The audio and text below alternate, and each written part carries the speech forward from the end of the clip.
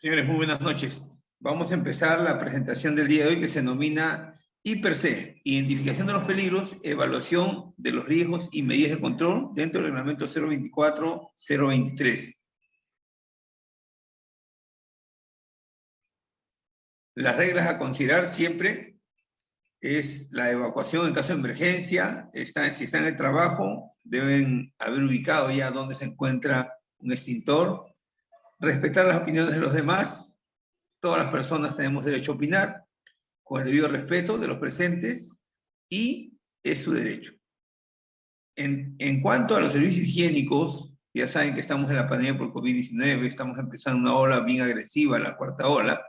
Todos debemos de usar nuestro alcohol en gel, que está por acá, está nuestro alcohol en gel, para lavarnos las manos en todo momento, ¿no? Hacer la desinfección, usar nuestras mascarillas, ¿no? Las mascarillas medicadas, allá tenemos nuestra mascarilla, un ambiente solo aquí donde puedo, tan pronto salga de este ambiente, podré usar una mascarilla, ¿no?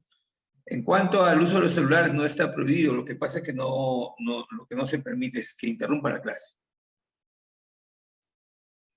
La introducción. A veces tenemos unas preguntas: ¿dónde realizo I+C? ¿Para qué realizo I+C? ¿Con quién realizo I+C? ¿Y cuándo realizo I+C? Tenemos que iniciar de una premisa. Cuando nosotros estuvimos en la educación secundaria, no nos enseñaron a hacer I+C. Tampoco lo sabía yo en el colegio. Cuando ya estuvimos en la universidad, en alguna parte del curso de seguridad y salud ocupacional, se llevó tangencialmente. Y cuando vinimos a trabajar, bueno, teníamos que realizar I+C todos los días. Por alguna consideración en la minería, se aplica más estas obligaciones que tenemos todos los días de identificar los peligros. En otro trabajo, de repente, el que trabaja pues en una municipalidad, en la construcción, una panadería, de repente que no. Pero aquí en la minería sí, todos tenemos que cumplir con lo que dice la ley 29783, ¿no? En el decreto supremo 050-2013, donde están los formatos que vamos a utilizar.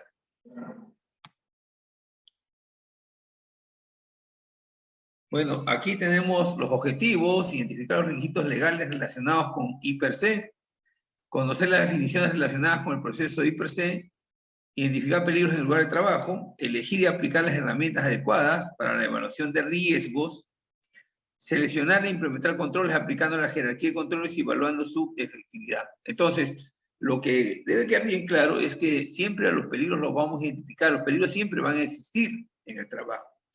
Y lo que hacemos con los riesgos lo que vamos a hacer es evaluar y aplicar medidas de control. ¿Aplicar medidas de control en base a qué? En base a una jerarquía de controles que existe. Entonces, mucha controversia crea la palabra poner prevención y protección. Entonces, lo que debe quedar bien claro para evitar esas controversias es que utilizamos los procedimientos y los controles de prevención antes que suceda un evento me refiero, ¿no? O sea, antes de un incendio, todo lo que vamos a emplear son medidas preventivas.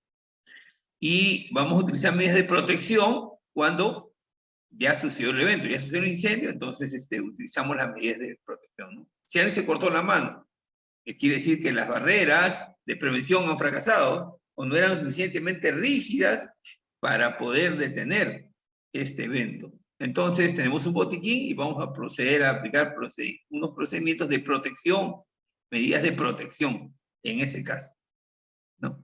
Hacemos simulacros para el caso de sismo, pero el día que se produce un sismo, ¿qué hacemos?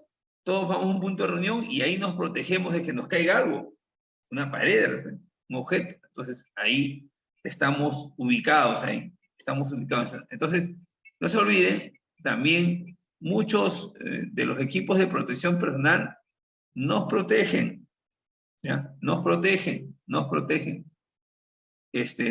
utilizamos la palabra que los equipos de protección personal previenen, no, protegen a la persona, ¿no? Si uno está caminando y tiene su casco puesto, entonces le cae un objeto, ¿qué le digo? Pues una botella gaseosa, y nuestro casco nos va a proteger. Prevenir sería pues que no nos caiga la botella, pero si nos cae la botella, entonces estamos viendo que nos está protegiendo, ese casco nos está protegiendo. Igual podría ser que una brida nos caiga en los pies, entonces, como tiene una puntera reforzada, entonces nos protege. ¿Protege qué cosa? Los pies, los dedos del pie, el metatarso, el tarso, ¿no es cierto? Eso protege, nos protege, porque ya la brida ya está en camino, está cayendo. No hay una forma que el zapato le mande una señal a la brida y le diga que no caiga, ¿no? La bandera está en caída libre, ¿no? Por la gravedad del núcleo terráqueo, ¿no? Del núcleo terrestre. Eso debe quedar bien claro. Requisitos legales, entonces, en nuestro reglamento de seguridad y salud en la minería, el 024 y 023, en el articulado 38, obligaciones del supervisor, dice lo siguiente: el supervisor tiene la obligación de tomar toda precaución para proteger a los trabajadores, verificando y analizando que se haya dado cumplimiento ahí per se, realizado por los trabajadores en su área de trabajo, a fin de eliminar o minimizar los mismos.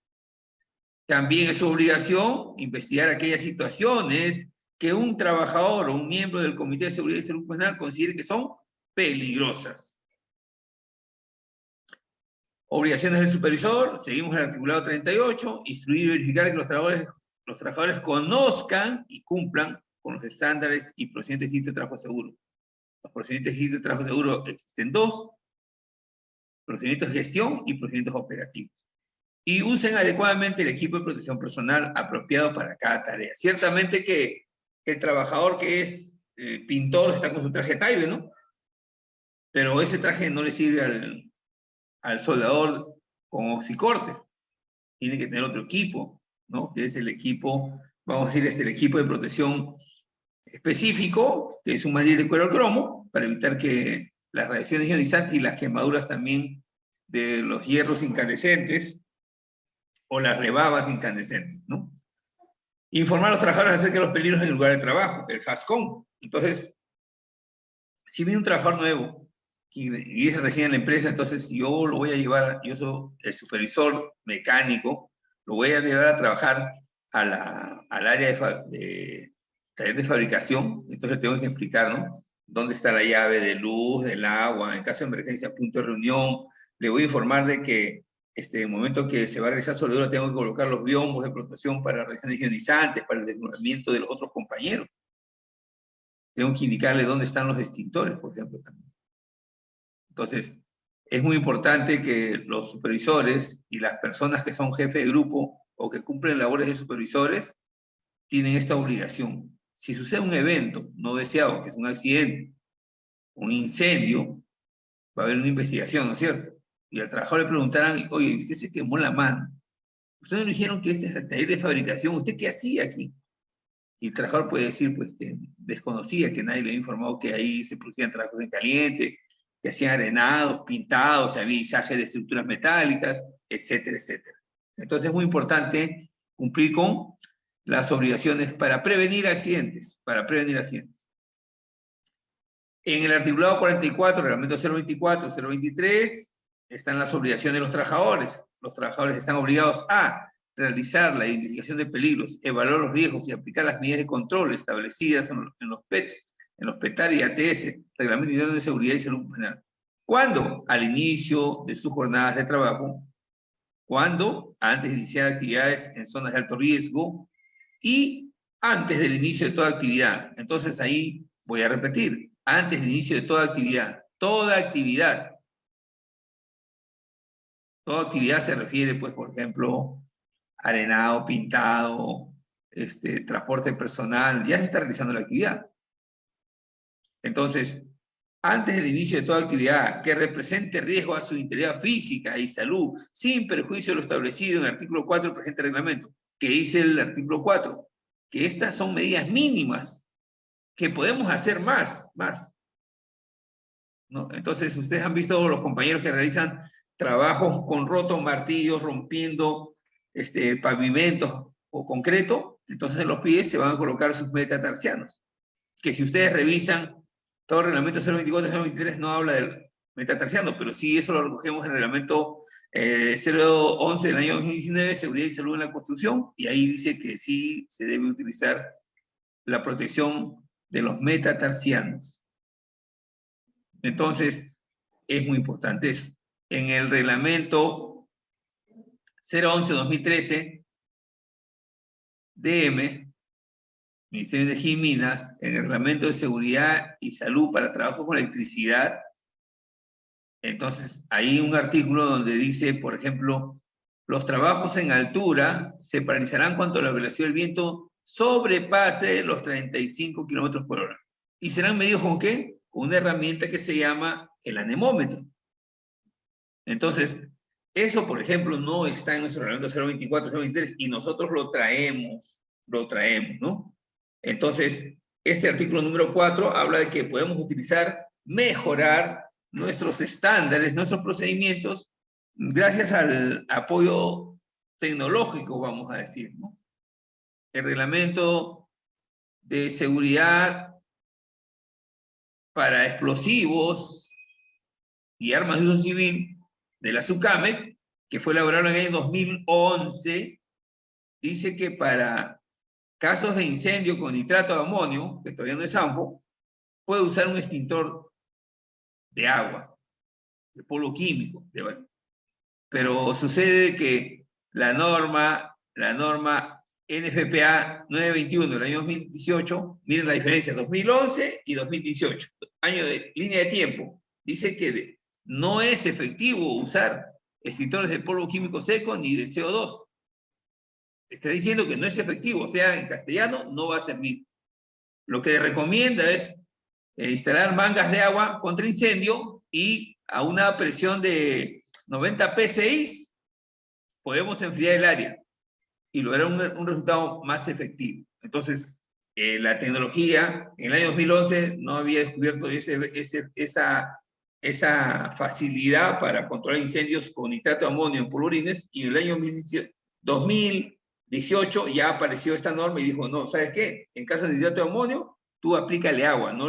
El uso de PQS o CO2 es ineficaz. Entonces, a eso se refiere el artículo número 4.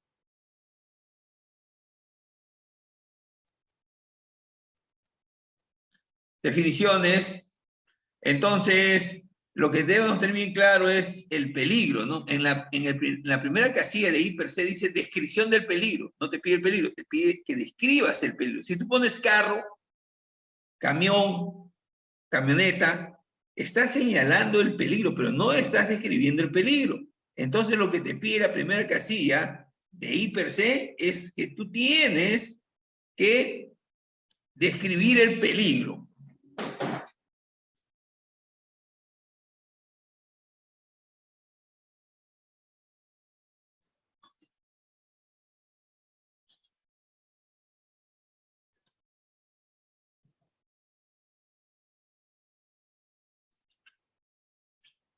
Entonces, acá está I per se, ¿no es cierto? Ahí está I per se. Ahí está el reglamento 024 y está el manual I per se de SUNAFIL, ahí está. Entonces, ¿qué cosa dice acá? Describe el peligro. Entonces, después viene que ese peligro, ¿cuántos riesgos puede tener? No es que tenga un riesgo. Un peligro, un riesgo, no. Un peligro puede tener varios riesgos. Puede tener 1, 2, 3, 4, 5. Y a cada uno de estos peligros le tengo que aplicar una medida de control. Vamos a decir que yo estoy trabajando en el campo, estoy haciendo levantamiento topográfico y estoy en el campo, 30 grados de temperatura. Yo voy a poner, eso ya describí el peligro, ¿no es cierto? Levantamiento topográfico en el campo. Ya, listo, ya está descrito el peligro. Estoy haciendo un trabajo, levantamiento topográfico, no una oficina, en el campo. Entonces, a temperatura de 32 grados. Ahí está bien descrito y bien detallado mi peligro. ¿Y cuál sería el riesgo? Vamos a decir, si alguien me dice exposición de la piel. Perfecto, un riesgo. Otro riesgo, deshidratación. Dígame, para esos riesgos, el control será igual. Usar ropa de manga larga, usar protector, ¿no? Vamos a ir el casco. pero ahora viene una protección más grande que se puede quitar el casco para la protección de la nuca, para no sufrir daño en la piel, estamos hablando. Y yo les pregunto, ¿para el riesgo de deshidratación me servirá la ropa manga larga? No, el riesgo será pues tomar agua, ¿no? Tomar agua, ¿qué les digo? Pues en el reglamento 024-023 hay un anexo que nos habla del estrés térmico. Y ahí dice que debemos de tomar 600 mililitros, poco más de medio litro, por cada hora de trabajo. Entonces usted ha visto una caja de agua de 20 litros. Esa caja de agua, si estuviéramos en Tumbes, en Piura, al mediodía, bueno, le servirá exactamente para, si trabajamos 8 horas, por 600 mililitros, 6 por 8, 48. Redondeando, 5 litros por cada trabajador. O sea, una caja serviría para ¿cuántos trabajadores? Para 4 trabajadores solamente, para 4. En Piura estoy hablando, ¿no? Claro, si nos vamos a Las Bambas, donde hace un frío terrible, esa caja de agua pues va a servir para 100 personas, porque ¿quién va a tomar agua helada en las alturas? ¿No? Entonces, hay que precisar eso. Entonces, ¿cuál es la definición de peligro? Es una situación o característica intrínseca de algo capaz de ocasionar daño a las personas, equipos, procesos y ambiente. En ese orden, a las personas, a los equipos, a los procesos y al ambiente. Al ambiente de trabajo, ¿no? ¿Estás trabajando? Esa área pequeña, a eso. No te refieres al medio ambiente, a la Amazonía peruana, no. Está refiriéndose a ese espacio donde tú trabajas. Entonces, lo que están viendo ustedes ahí, si describimos el peligro, dice, ¿no? Realizar trabajos en altura con ayuda de un cargador frontal y subirse al lampón. Me imagino que así dirá. Y eso le va a salir un nivel de riesgo intolerable, ¿no es cierto? Porque esa máquina, ese equipo no está hecho para realizar esa tarea. Lo que ustedes están viendo también y aprecian en la foto, que no hay un arnés, ¿no? ¿Habrán hecho PETAR para trabajar en altura? ¿Tendrán autorización para trabajar en altura? ¿Tendrán examen médico para realizar trabajos de altura? Entonces, todo eso se resuelve con I per C. Entonces, los valores que nos determinen serán de riesgo tolerable o riesgo intolerable. Y si es riesgo intolerable, esa tarea no se puede realizar. Entonces, los peligros los hemos clasificado por peligros físicos, como puede ser iluminación, radiación, calor, ruido, mucho calor, poco calor. Biológicos como SARS-CoV-2, como coronavirus, que son virus. También tenemos bacterias, tenemos animales salvajes y domesticados, psicosociales, el estrés, el bullying, el mobbing, disergonómicos, sobrecarga de esfuerzos, maniobras repetitivas, posturas inadecuadas, químicos, tenemos gases, vapores, material particulado, neblinas. Entonces, también tenemos locativos, mecánicos, públicos, tenemos químicos. En los químicos están los incendios y las explosiones. ¿Y qué cosa será el riesgo? Para refrescar simplemente nuestra definición. Es la probabilidad de que un peligro se materialice en determinadas condiciones. La palabra clave es en determinadas condiciones. No dice acá que siempre se va a presentar un peligro. No. Acá dice en determinadas condiciones. Por ejemplo, yo voy a describir un peligro. Me fui a la playa. Claro, en la playa no voy a hacer hiper C, ¿no? Pero tampoco me voy a aventar a la playa, al agua, ¿no? No me voy a aventar al agua. Entonces, primero, describo el peligro. Estoy en la playa ingresando al mar. Eso será mi peligro. Pero el mar tiene una pequeña banderita roja ahí. O sea, ¿cuál sería el riesgo? Que me ahogue. ¿Y qué tal si otro día describo el mismo peligro, y hay una banderita verde y hay dos salvavidas y hay un buque ahí, un buque salvavidas ahí? Las probabilidades que me ahogue serán mínimas. Pero acuérdense que no existe riesgo cero. No existe riesgo cero. Si alguien me dice, pero en una iglesia no creo que exista riesgo. Sí, hay riesgo. En una comisaría hay riesgo, sí. En una panadería, sí. En un salón de belleza, sí. Porque ustedes han visto todo lo que estoy nombrando tiene que ver con energía eléctrica, ¿no? Ustedes han visto en la iglesia, va de día, de repente no necesita energía eléctrica, pero usted va en una misa de 6 de la tarde, hay energía eléctrica por todos lados, ¿cierto? Y habrá una llavecita donde el sacerdote va y levanta la llave. Claro, el sacerdote no va a hacer un petar para trabajos eléctricos, ¿no? Porque no está haciendo un trabajo eléctrico, pero sí está manipulando la llave de la energía eléctrica. Entonces, en todos los espacios, no solamente en el trabajo me refiero, también en la vida cotidiana existen muchos riesgos. El riesgo puede ser alto, medio o bajo, tolerable o intolerable. Si es rojo, es intolerable. Entonces, ¿cómo ser un riesgo intolerable? Les repito el ejemplo de que alguien se va a la playa. Ingresar al mar estando con bandera roja, sin presencia de salvavidas, sin presencia de personas. Ya se fue usted por la playa, por allá por carro caído, se fue por allá lejos, por allá se fue. Ya. Está solo ahí, usted se va solo y dice, ¿me aviento o no me aviento?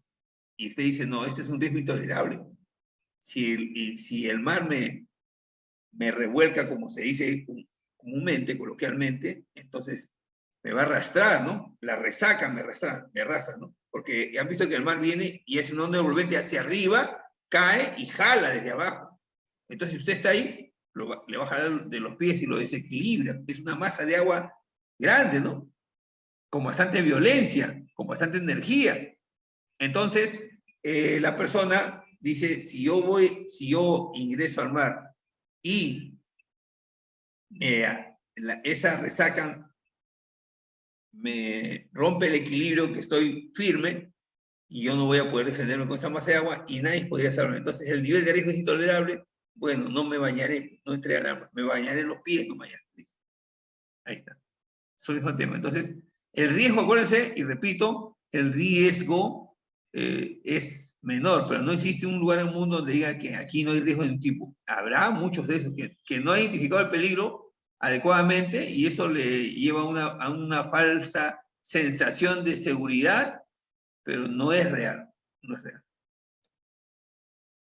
Entonces acá también tenemos en una casilla ya casi final el nivel de riesgo residual, ese riesgo remanente que existe después que se haya tomado las medidas de seguridad.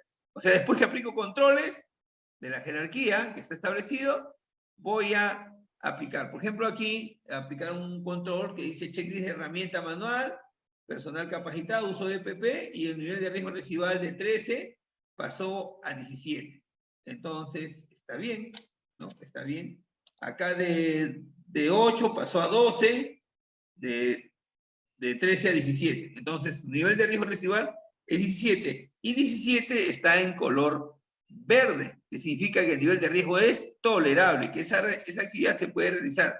Se puede realizar con esos controles que están ahí, con esos controles que ha puesto, ¿no? Realizar el bloqueo del equipo por cada personal a intervenir en el trabajo. Entonces, acá habla de equipos en movimiento. Entonces, ¿qué tiene que hacer? Tiene que bloquear un equipo. No podemos trabajar un equipo que está rotando, moviéndose, girando, subiendo o bajando. No podemos trabajar ahí.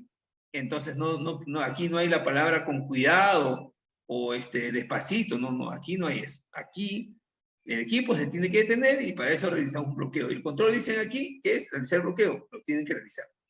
Entonces, no es que el supervisor esté presente o no. Los trabajadores son responsables de acuerdo al reglamento por su seguridad y la de sus compañeros. Entonces, nosotros cuando identificamos peligros, evaluamos los riesgos y medidas de control, tenemos un fluxograma, ¿no? De dónde empezamos y le vamos a asignar números que están viendo y que están en color amarillo. 1, 2, 3, 4 y 5. Entonces, decimos lo siguiente, que es un proceso sistemático utilizado para identificar los peligros, evaluar los riesgos y sus impactos, y para implementar los controles adecuados, con el propósito de reducir los riesgos a niveles establecidos según las normas legales, o sea, a niveles tolerables. Entonces, cuando nosotros identificamos el peligro, el paso 2 sería evaluar el riesgo. El paso 3 será evaluación, aplicar medidas de control. Después de esta medida de control tiene por finalidad reducir el riesgo a niveles tolerables. Entonces, ¿dónde lo vemos eso? En la casilla donde dice evaluación del riesgo residual. Ahí lo determinamos. Si sale en color rojo, significa que el nivel de riesgo es intolerable. Entonces, según el reglamento y la ley, tenemos dos tipos de IPRC. Uno que se llama IPRC línea base, que es el anexo 8, y per se continuo. Entonces, ¿cuál es la diferencia? I per se de línea base es este I per se será un punto de partida profundo y amplio para el proceso de identificación de peligros. Entonces, ese es el que elaboramos hasta 31 de diciembre de cada año y servirá para el año posterior. Entonces, los que conocen, el ingeniero de seguridad, el ingeniero residente, elabora un mapa de proceso de las tareas que se van a realizar el otro año. Y ese mapa de proceso tiene tareas.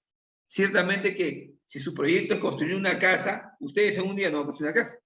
Ustedes con un plano, vamos a decir que esto es un plano, van a hacer su trazo y replanteo con su topógrafo. Eso harán el primer día. No van a hacer excavación, no van a sentar ladrillos, no van a poner columnas el primer día.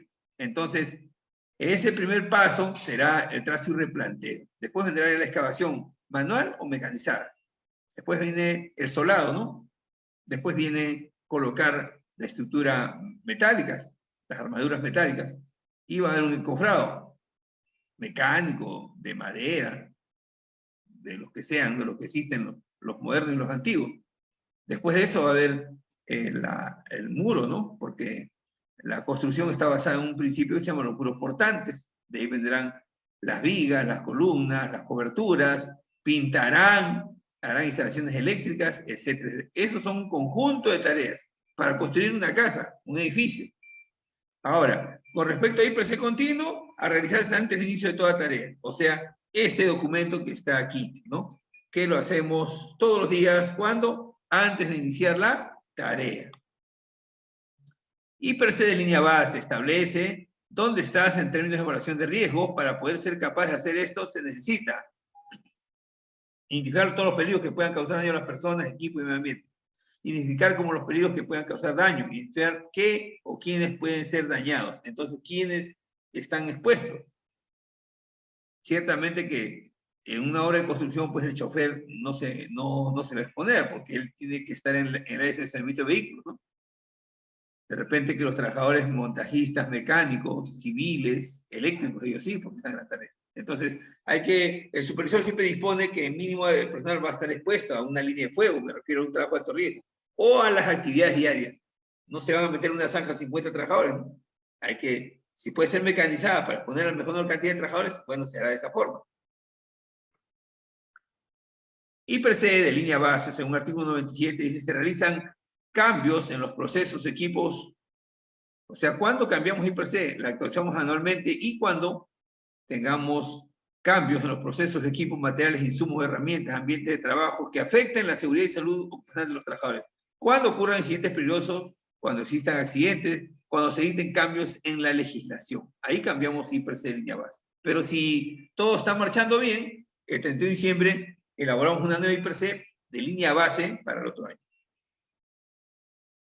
El IPC continuo, que está en el artículo 95 del reglamento 024-023, dice lo siguiente: al inicio de toda tarea, los trabajadores identificarán los peligros y evaluarán los riesgos para su salud e integridad física y determinarán las medidas de control más adecuadas, según el anexo número 7, las que serán ratificadas o modificadas por la supervisión responsable. Repito, las que serán ratificadas o modificadas. Ratificadas quiere decir que está bien, el supervisor firma, pero si un trabajador, vamos a decir, tuvo una desviación y colocó un peligro en vez de un riesgo, o un riesgo en vez de un peligro, o la determinación del nivel de riesgo residual no está de acuerdo con el nivel de riesgo puro y los medidas de control, entonces el supervisor va a hacer que se hagan modificaciones en otra I per se, tienen que elaborar nuevamente, no puede tener borrones y inventaduras.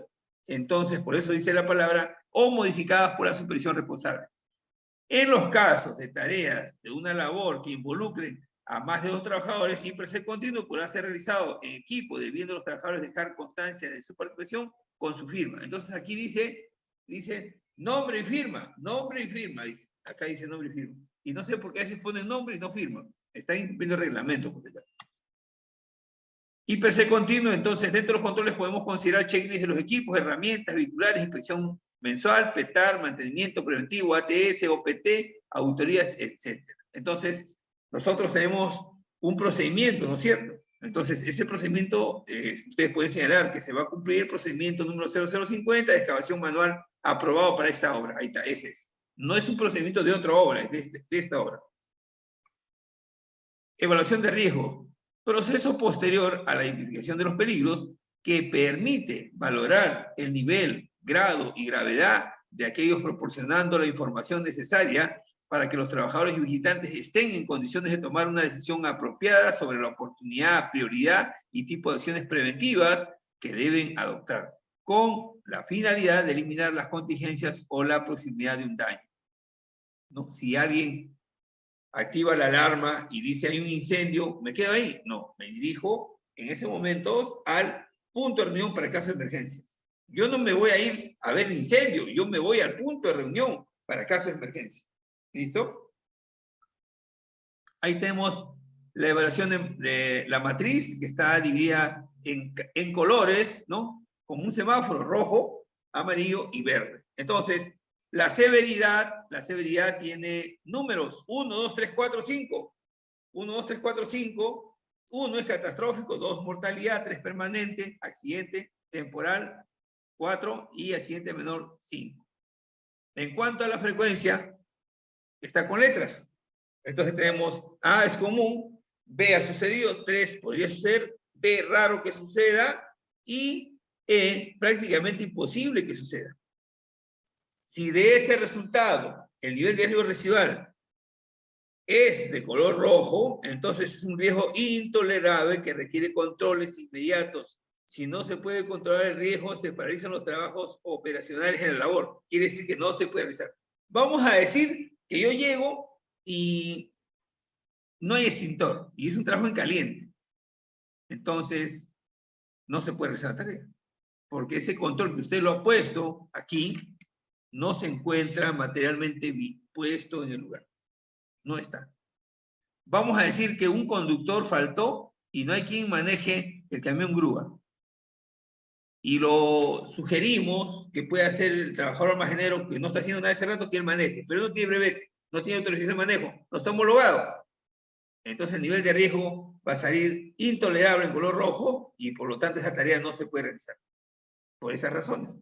Ahora, si el nivel de riesgo residual es medio, indicar medidas para eliminar, reducir el riesgo, evaluar si la acción puede ejecutar de manera inmediata. Entonces, vamos a decir que el vehículo que ustedes tienen, la alarma de retroceso se malogró. Entonces, pregunto, ¿esa tarea se puede hacer de otra forma de manera segura? Sí, colocamos vigía con su paleta. El vigía está, o la vigía está en el lado izquierdo del carro, en el ángulo directo, más directo que hay, porque al lado derecho no se puede poner porque hay puntos ciegos detrás del vehículo. Entonces, podemos hacer esa tarea mientras se trae la nueva alarma vehicular de retroceso del carro. Ahora, el nivel bajo dice, este riesgo puede ser tolerable y vamos a decir, ¿no? Que hay varios letreros, pero hay uno que no se encuentra. Hombres trabajando. Ya, le vamos a dar, lo que sea, 7 días, 8 días para que compren y traigan e instalen ese letrero. Pero sí hay otros letreros, pero ese letrero falta. Ya, bueno, le vamos a dar plazos. Entonces, pero la tarea sí se puede realizar porque es un riesgo intolerable, es riesgo tolerable. Salió verde, significa que es tolerable. Entonces se puede realizar tarea. Solo cuando es nivel de riesgo bajo, que estoy hablando. No estoy hablando de otro nivel de riesgo. Entonces, aquí está la tabla de criterios en cuanto a la probabilidad y la frecuencia, ¿no? Y la frecuencia de exposición. Entonces, probabilidad y frecuencia decimos ¿cómo sucede? Sucede demasiada frecuencia, con frecuencia, ese evento, ¿no? Ese incendio, ese accidente, lo que ustedes han señalado como riesgo. Rara vez, muy rara vez. Y criterios de exposición sería ¿cuántas personas participan? 1 a 2, 3 a 5, 1 a 2, 3 a 5 o 6 o más. Ahora con la severidad tenemos criterios lesión personal, daños a la propiedad y daños al proceso. Vamos a decir que ¿cuándo le ponemos catastrófico? Cuando varias fatalidades podrían suceder, ¿no? O personas con lesiones permanentes, o daños a la propiedad que superen los $100,000, o paralización del proceso de un mes o paralización definitiva. De una empresa, vamos a decir, se quemó una galería. ¿Esa galería se puede construir mañana? No, no se puede construir mañana. Entonces hay que ver, vamos a decir si es un mes, vamos a decir que es un tema de la galería, la faja, el montaje, el lineamiento, dura 30 días. Entonces, le ponemos catastrófico por ese criterio que tenemos con respecto a la duración del daño al proceso. La jerarquía de controles, entonces, eliminación, sustitución, control de ingeniería, administrativos y EPP, equipos de protección personal. La eliminación elimina el peligro del lugar de trabajo, la tarea, el proceso, en cuanto a los materiales, puede ser también, o los métodos que se realizan, ¿no? La sustitución sustituye las actividades o procesos, el material o la sustancia por una menos peligrosa. Ustedes han visto que a veces hay excavación y queda una roca ahí. No voy a hacer voladura, porque estoy cerca de edificios, no puedo. Hay otro material que se llama cemento expansivo. Se le hace unos taladros, unas perforaciones a esa roca de gran tamaño, y se le agrega cemento expansivo. Mañana se produce una implosión, y eso está triturado en el suelo, ¿listo? Eso es una sustitución. Ingeniería, entonces, la separación o rediseñar, ¿no? Entonces hay muchos controles de ingeniería, muchos. Por ejemplo, un taller de fabricación, ¿qué hacemos con los polvos y humos? Hay extractores de polvos, extractores de ruido, extractores de humo, de todo hay extractores. Administrativos, los controles administrativos son, pues, letreros, capacitaciones, tenemos vigías, tenemos elaborar procedimientos, protocolos, para caso de COVID me refiero, tenemos muchos documentos, el mapa de riesgo, el reglamento interno, el plan de seguridad, todas esas son herramientas administrativas. La supervisión también. El vigía de fuego, el vigía de tierra, el vigía rigger. Y el equipo de protección personal, que es menos efectivo, ¿no? Tenemos equipo de protección personal específico y colectivo. Entonces, cada trabajador realiza una actividad diferente. Hay unos guantes que salieron estos de plástico, y eso no sirve para todos los trabajos. Aquí no vamos a hablar de comodidad ni de vanidad tampoco, vamos a hablar de seguridad. Si en su procedimiento dice guantes de cuero de cromo, serán guantes. Si dice guantes de eléctrico, nivel 2 ceros o 3 ceros, eso tiene que usar. Si dice guantes de nitrilo, de cuero virgen, dice. Hay un cuerillo que se llama cuero virgen. Ya, bueno, eso dice el procedimiento, eso tiene que utilizar. Depende de que va a trabajar en caliente. Si va a utilizar aceite o materiales que se puedan ingresar por la costura igual. Entonces, hay muchos materiales que se adaptan al tipo de trabajo. Pero eso depende de su procedimiento. Aquí tenemos un ejemplo. Vehículos en movimiento, describe el peligro. El riesgo sea choque o volcadura. ¿Cuál es el nivel de riesgo? 8. Entonces, le aplico, ahí está, ¿de dónde salió? C2, 8, ahí está. Entonces, le aplico una medida de control, dice, operador autorizado, chelice el vehículo, cinturón de seguridad, capacidad de manejo ofensivo y el procedimiento de la tarea. Entonces, tipo de control 4, administrativo, y eso se va a convertir en D2. D2 es 12 y significa nivel de riesgo medio. Nivel de riesgo medio. Entonces, aquí está nuestra matriz per se, en la parte media dice secuencia para controlar peligro y reducir el riesgo. Entonces, uno será implementar las medidas de control. Si voy a realizar trabajo en caliente, no puedo realizar sino implementar todas las medidas de control. Vamos a decir que yo puse pantalla, biombo para evitar deslumbramiento. Ah, ya, tengo que colocar, porque usted lo ha colocado. O sea, tengo que implementar esa medida de control. Aquí tenemos una figura, una gráfica, donde observamos muchas actividades, y estas actividades nos están demostrando actos y condiciones subestándares, que pueden producir, ¿qué cosa? Accidentes o daños a la propiedad. Entonces, per se es un documento que elaboramos todos los días, y su función es enseñarnos de manera abstracta ¿cuál sería el nivel de riesgo residual y si este riesgo residual va a ser tolerable o intolerable? Definitivamente, para reiterar, para terminar también esta presentación, cuando el nivel de riesgo es residual, es en color rojo, esa tarea no se puede realizar.